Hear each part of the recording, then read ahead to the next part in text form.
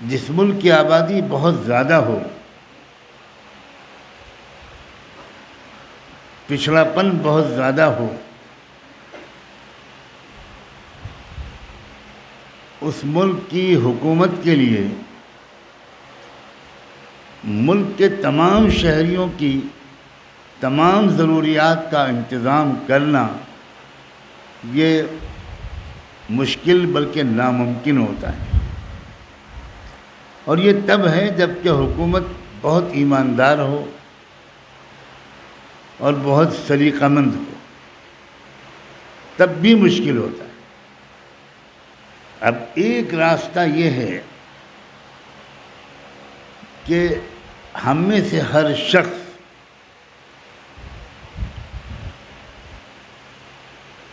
کچھ نہ کچھ ہاتھ بٹائے، دوسروں کی پریشانیوں کو کم کرنے، دور کرنے اور ضرورتوں کو پورا کرنے۔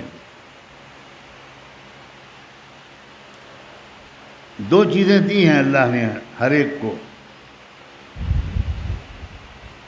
کچھ پیسہ دیے ہیں اور کوئی صلاحیت دی ہے۔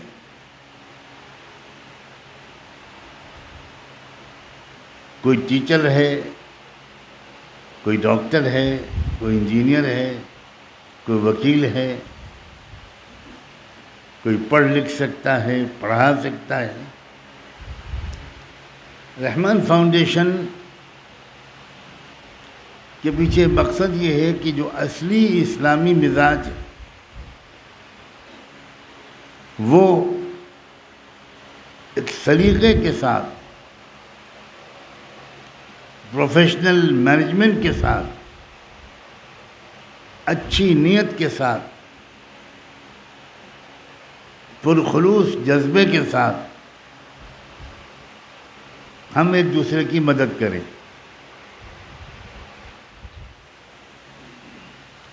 اس ملک کے جو حالات ہیں، ہمارے ملک کے سب پہلوؤں پر اللہ کا شکر ہے میری نظر ایک حد تک ہے۔ بہت سال ہاں سال کے غور، دعا، اعتکاف، صدقات، بزرگوں سے مشورے، رہنمائی، سال ہاں سال کے بعد میرے دل میں اللہ نے یہ بات ڈالی کہ خدمت خلق کے ذریعے اس ملک کو ہم دنیا اور آخرت دونوں جگہ کی تباہی سے بچا سکتے ہیں۔ یہ ہے رحمان فاؤنڈیشن۔ اب میری آنکھوں نے دیکھا ہے وہ زمانہ، گجرات میں جب زلزلہ آیا تھا، بھیانک زلزلہ، تباہ ہو گیا تھا علاقہ، ہزاروں لوگ مر گئے تھے۔ میں خود اگرچہ اس وقت بہت بیمار تھا، لیکن میں لکھنؤ سے وہاں گیا اور پورے زلزلے کے علاقے میں گجرات میں پھرا۔ ہمارے تبلیغ کے ساتھیوں نے اور مدرسوں کے ذمہ داروں نے جگہ جگہ کیمپ لگائے تھے، بڑے بڑے کیمپ، اور وہاں سے ایسا کام ہوا، اس وقت میں نے لکھا بھی واپس جا کر مضمون کہ تبلیغ کے ساتھی اور مدرسے کے ذمہ دار حضرات، ان کی اندر جو صلاحیت چھپی ہوئی ہے اگر یہ صحیح استعمال کریں تو ملک میں دنیا اور دین دونوں کی ہوائیں چل سکتی ہیں۔ کوئی بچانے والا وہاں نہیں تھا۔ ہزاروں ٹن غلہ ہمارے ساتھیوں کے کیمپوں میں آتا تھا اور وہ تقسیم ہو رہا تھا، اور وہاں 90% غیر مسلم لوگ تھے، 80% غیر مسلم لوگ تھے۔ بچوں کے لیے دودھ کے پیکٹ، ڈبل روٹی، بسکٹس، دوائیں۔ حد یہ کہ میں خود دورے پہ نکلا ہوا تھا تو انڈین آرمی، ہمارے ملک کی فوج جو وہاں ریلیف کا کام کر رہی تھی، سپلائی دے رہی تھی، اس نے ہمارے ایک کیمپ میں آ کر اس پورے علاقے کے اندر سینکڑوں میل کے علاقے میں خدمت خلق اور ریلیف کا ذمہ دار ایک مولانا مفتی امتیاز صاحب تھے، جو بہت بڑے عالم اور مفتی بھی تھے اور تبلیغ کے ذمہ دار بھی تھے، بہت نیک انسان تھے۔ اللہ جانے کس کی نظر لگی اور کیا ہوا، کم عمری میں ان کا انتقال ہو گیا۔ وہ اس وقت اس کے ذمہ دار تھے، میں وہیں بیٹھا ہوا تھا۔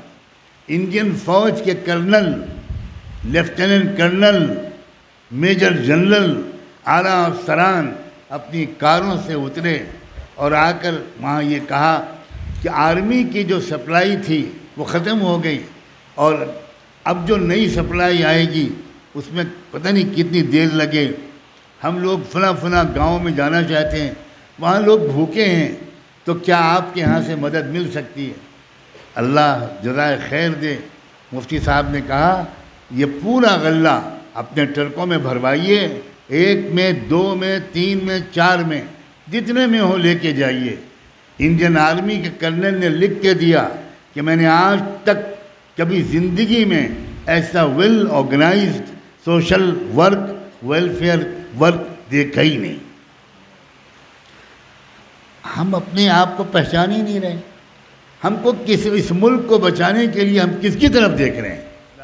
اللہ تعالیٰ ہر علاقے کے مسلمانوں کو اس کی توفیق دے کہ وہ صرف مسلمانوں کی مدد نہ کریں۔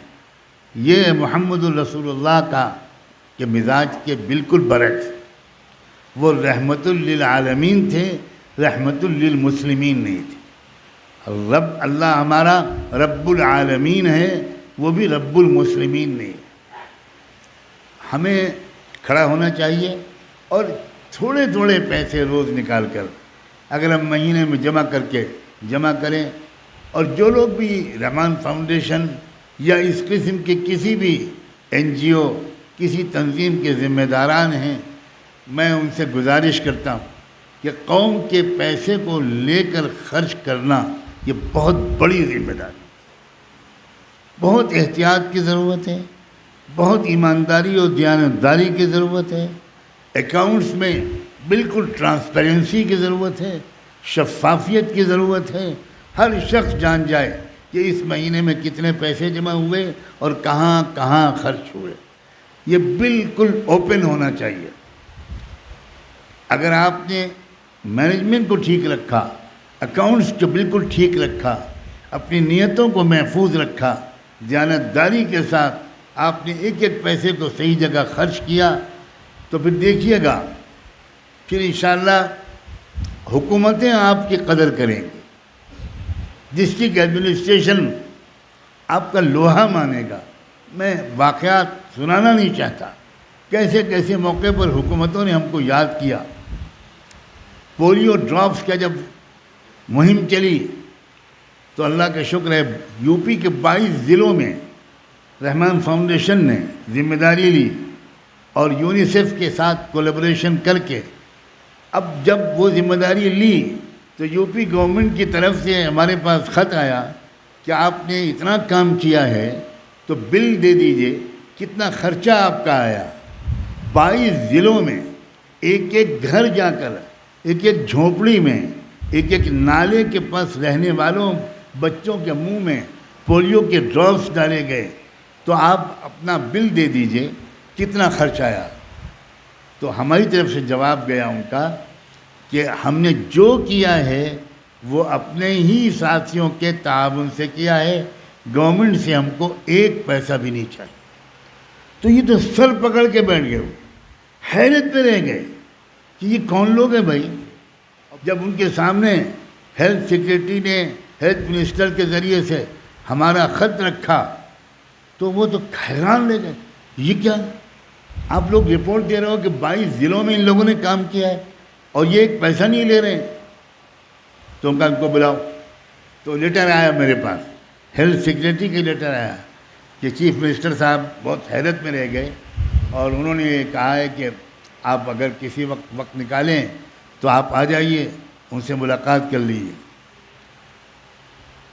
لمبی کہانی ہے، کیا اللہ نے اس وقت بات کرنے کی مجھ کو توفیق دی، اس کے کیا نتیجے نکلے، کیا ہوا. ایک اسسٹنٹ یا ایڈیشنل ہیلتھ سیکریٹری تھی، ایک خاتون، ایک لیڈی، وہ کس طرح رونے لگی چیف منسٹر کے سامنے، اپنی رپورٹ پیش کرتے ہوئے رونے لگی اور وہ اپنے قابو میں نہیں رہ سکی. اس نے کہا صاحب یہ لوگ دیوتا لوگ ہیں، یہ عام آدمی نہیں، یہ ایسے انسان ہم نے تو زندگی میں دیکھے نہیں. ایسے بہت سے واقعات، بہت سی چیزیں ہیں جن سے الحمدللہ ہمیں تجربہ ہوا. کتنی مرتبہ ایسا ہوا ہمارے پونا، آپ کے ایسے مہاراشٹر میں پونا شہر کے دوستوں نے کووڈ-19 کے زمانے میں اس طرح کا کام کیا کہ پولیس کمشنر نے بلایا اور ان سے کہا کہ آپ کے والنٹیئرس کتنے ہیں؟ تو ان کا ہم اس وقت 200-250 لوگ ہیں جو کووڈ کے سلسلے میں دوڑ بھاگ کر رہے ہیں. تو اس نے آرڈر کیا کہ ان 250 پاس اسپیشل، اور وہ کون سا پاس؟ اسپیشل پولیس آفیسر کا پاس، SPO، اسپیشل پولیس آفیسر کا پاس ایشو کر دو ان سب والنٹیئرس کو. اور اس نے پوری پولیس فورس کو یہ انسٹرکشن دے دیے کہ کرفیو لگا ہو، دفعہ 144 لگی ہو، لاک ڈاؤن ہو، سڑک پر نکلنا منع ہو، لیکن اگر کسی کے پاس SPO کا پاس ہے، رحمان فاؤنڈیشن کے لوگ 24 گھنٹے میں کسی وقت ان کو نہ روکا جائے.